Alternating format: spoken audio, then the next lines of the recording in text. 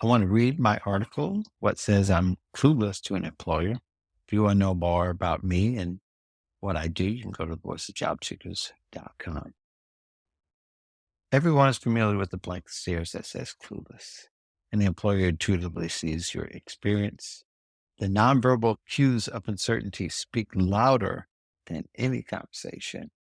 There are times to think deeply about your answers, or you should want to be precise and confident as possible.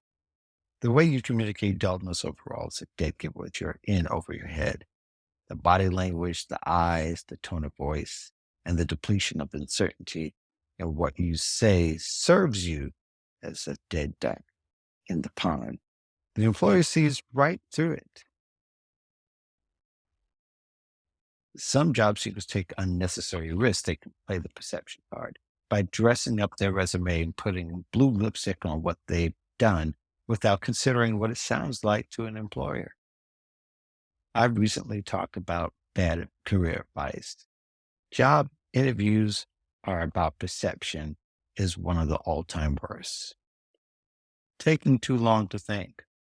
A thoughtful answer is acceptable, but a slow one inspiring the wolves to howl speaks volumes. The unpreparedness is your fault, and you should rehearse interviewing with a coach, or really anyone would be willing to help you. Get help anticipating questions that will help you sharpen your answers. Unanswered questions.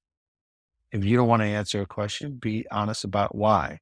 Other than not answering inappropriate questions, your answer should reflect how your skills fit the job.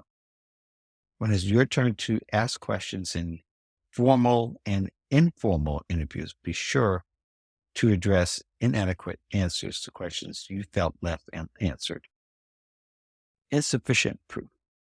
When all of your banter and hype is about your terrific work lacks merit, such as documentation, facts, quantified cost time results, can you demonstrate performance impact?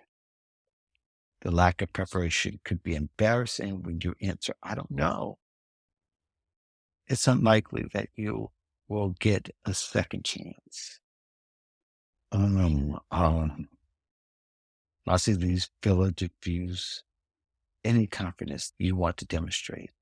It's time to hit up your local chapter of Toastmasters. Sure, you qualify. Answers filled with ums and ahs, with pauses, usually undermines an impressive candidate.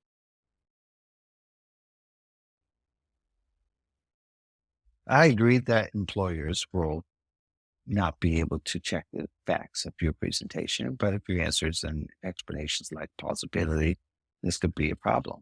Even worse, if there's a hunch there's exaggeration, you won't get a call back. Take preparation seriously during the job interview process. You can use the lingo, sound expertly, and explain the process, but who are you fooling?